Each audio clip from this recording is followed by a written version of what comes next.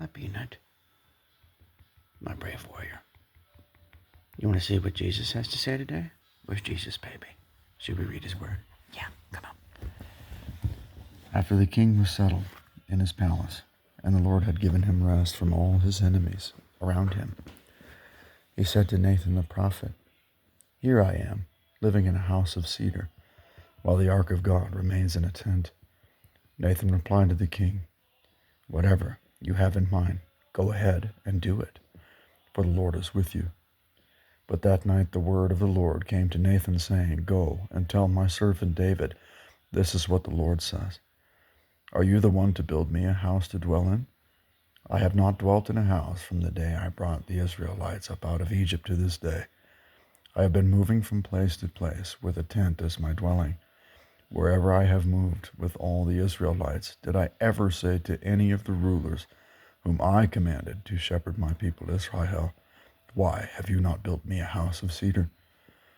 Now then, tell my servant David, this is what the Lord Almighty says.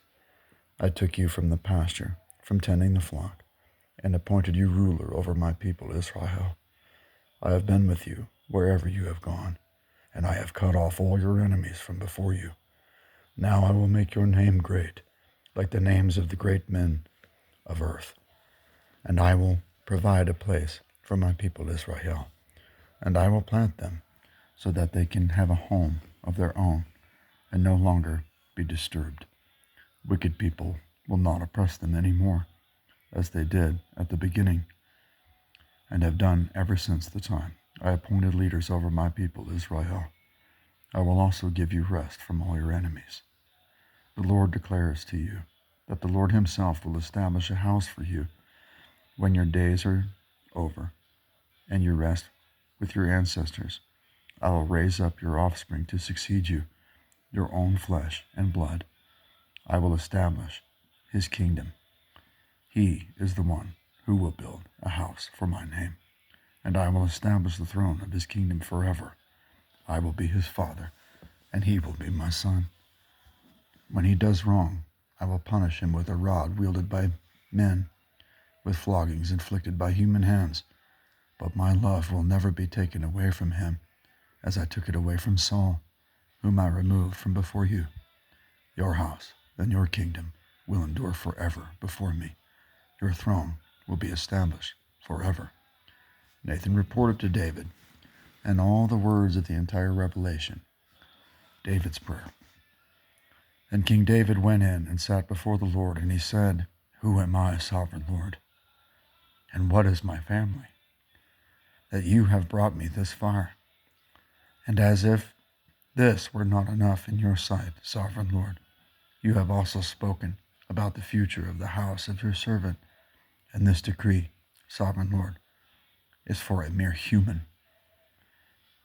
What more can David say to you? For you know your servant, sovereign Lord. For the sake of your word and according to your will, you have done this great thing and made it known to your servant. How great are you, sovereign Lord! There was no one like you, and there is no God but you. And we have heard this with our own ears. And who is like your people Israel, the one nation on earth that God went out to redeem as a people for himself, and to make a name for himself, and to perform great and awesome wonders by driving our nations and their gods from before your people, whom you redeemed from Egypt. You have established your people Israel as your very own forever, and you, Lord, have become their God." Yeah.